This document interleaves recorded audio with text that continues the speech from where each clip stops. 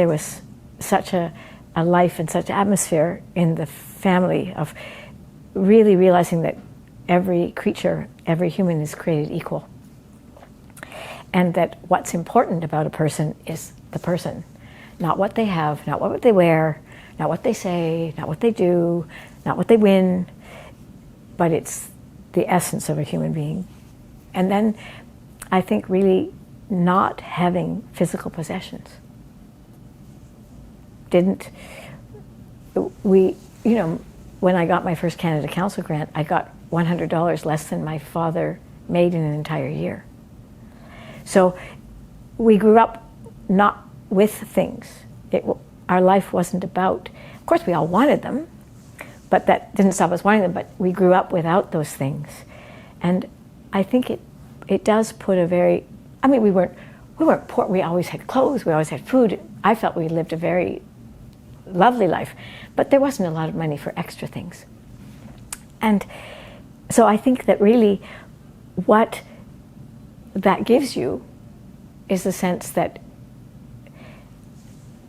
let's put it this simply, I feel like you come, you take what you need, you give more than what you have, and you live a simple life. And whatever it is that you have, you share. And that's just been so it's really lucky because, working at the Winnipeg Ballet wasn't big, huge monetary rewards. And so when you retire, you're not dependent on having a big, wealthy lifestyle. And there's something quite calming about that.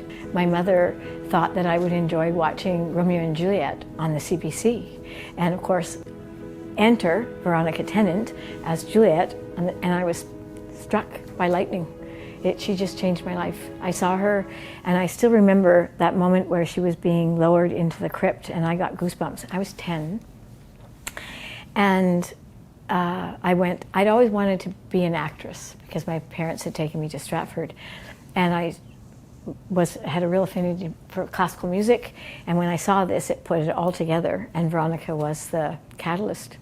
And so then I began to beg my parents for dance lessons, and it was kind of patchy up until then and a very long road, but eventually I got through to the Winnipeg Ballet, got through the school, and ended up at Winnipeg Ballet.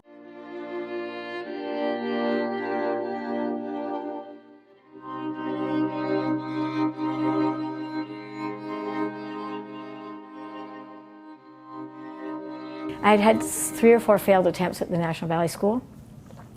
And so my teachers in London, Dorothy Carter and Victoria Carter, suggested that I try the Winnipeg Ballet School because they were just starting a new program with David Moroney, a new sort of professional program. So I went after grade 12, didn't finish grade 13, much to my parents' chagrin, and went out to Winnipeg, lived with a family from the church there, and boarded and joined the professional program and was there for 3 years, then joined the company at 20, which is quite old, really, for a dancer. And at that time it was. People were joining companies at 16, 17, 18, and went through the ranks as a corps de ballet, but the second year was given the opportunity to do Nutcracker. And then was shoved right back into the corps de ballet, which didn't please me very much at the time, but it was probably the best thing for me. And Winnipeg was a great training ground because at that time it was a touring company on the bus, and the very first year we did a 10-week bus tour of America. And of course the second day I was dancing a solo, Snow, in the Seasons by Stuart Sebastian. And we came back, we had done it in Minneapolis, it was a premiere. We came back and I found out my father had died. So I had to dash back, and I was there for 5 days, and then I went back on this 9.5 week tour with the Winnipeg Ballet. But it was one of the best training grounds ever because you got on stage. I was at corps de ballet with 3 ballets every night and one night stands.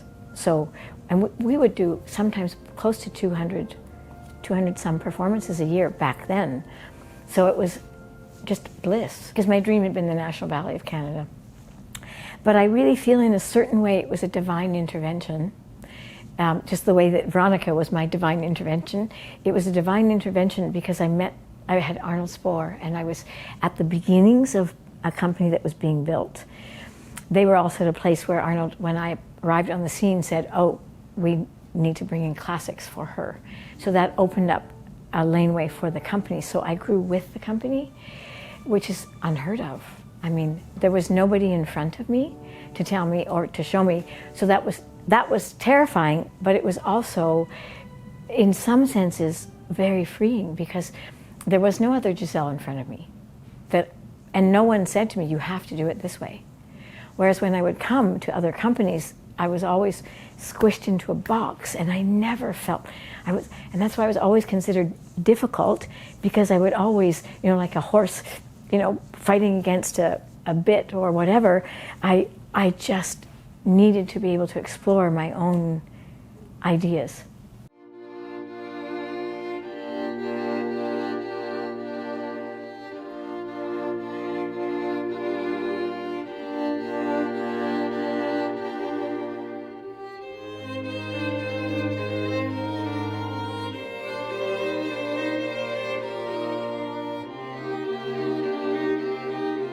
I did audition for the National Ballet, and Alexander Grant said, maybe come back in a year or two, and then I went to Varna, and I won the medal.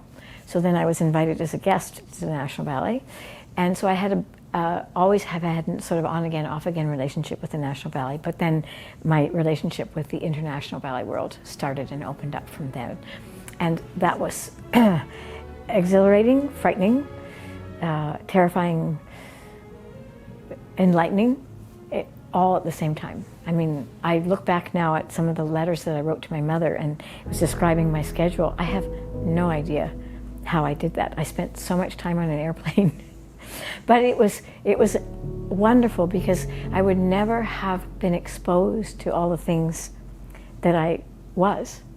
Costuming, versions, teachers, dancers, cities, languages, all these things. I mean, I spent most of my time in the hotel and theater, but it was a real learning ground.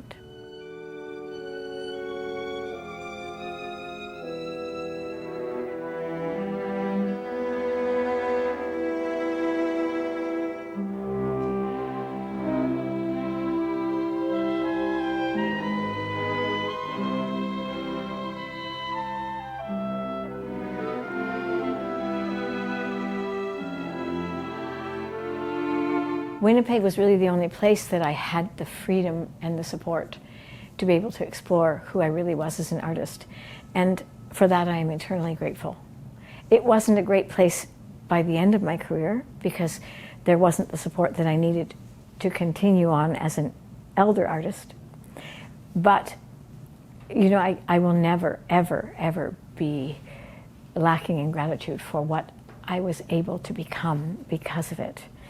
So consequently, sometimes it's now left me in sort of the outside of certain circles, because I am unique and was unique. But it's okay, because I am who I am, and I would never have been that without that. You get a reputation of being difficult and being demanding and egocentric, because in a way, what I find what was always in a way the basis of what I did was I felt that I had the responsibility to create the most with my abilities that I could, which meant 24/7 doing what I needed to do to be the best dancer I could be. And what I find is that there's other people that you come in touch with that are quite content to do less, and that's enough. And I remember Henny Urians looking at me and saying, you have to accept that that's maybe enough for them, that it's not enough for you. And that was hard, because I would look at them and go, but don't you understand, if you do this and this and this, and we work on this, it'll be better. And I never stopped.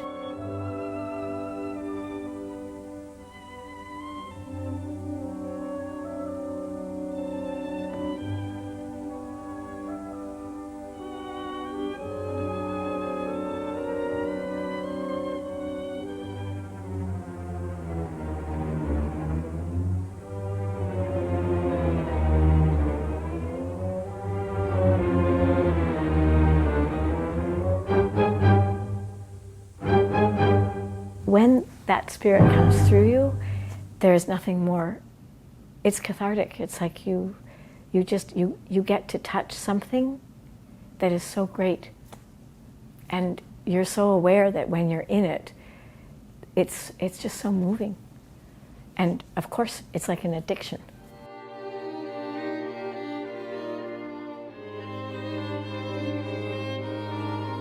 Interesting, because when I'm actually performing, I'm terrified. It's like this, and it's like the actual performance is just this focus to try to get through and to try to stand up, and there's a absolute terror, but it's after, when you're done and you finished it, that it sort of rushes in. And maybe it's just adrenaline, I don't know, or endorphins from having faced the demon within you. Like, I'm not like other people that sit there and say, I have to perform because I love it, because I feel so free. I feel that I have to perform because I have to communicate. And if, when I finish, I hear responses from people that they've been moved, that's my reward. That's the moment, if I've done my job. But the actual doing of it is scary.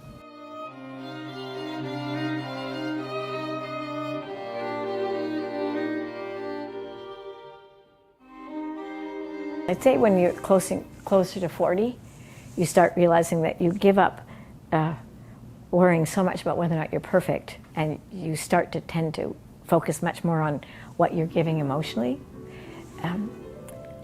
So it becomes a more equal performance in the sense that you are much more aware of what you're delivering. It's much more of a craft, in a sense, that you're not just going out there. When I was young, I would go out there and I'd finish the performance and I'd say, did I look nervous?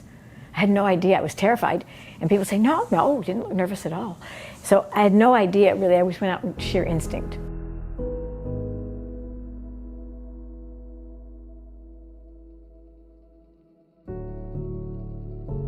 Well, James has just been an absolute gift. And I think that it's a gift from Spirit, right? That he arrived and allowed me to participate in what he was working on now. And I don't think of it as necessarily as being contemporary, because it feels very balletic. The language, it's contemporary in the sense that it's not pointed feet and it's not point shoes. But for me, it's a true communicative language. And in some senses, when I did Forward Legs, I felt like I had worked my whole life to come to that point, to be able to do that. Because really what it is expressing with your body a text. It's creating story. And it's less about the steps you do, but using the steps to tell a story. And I mean, at however advanced years I am, it was just an amazing gift to be able to explore that with him.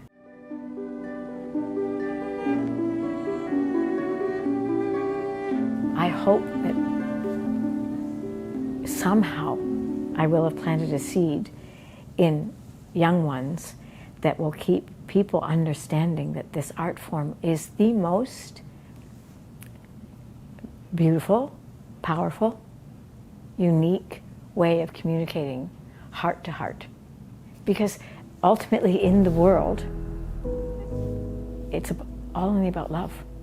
And if we cannot express love in a semantic way, maybe we can understand that what people feel when they see someone dance, they feel love. And therefore they become a loving individual. And it spreads. And I think really in the end, that's if I've done that, if I've been able to instill that in people who can then instill it in other people, that dance is ballet, is not lost. And people realize that ballet can be this conduit of sheer love, then that's what it will be.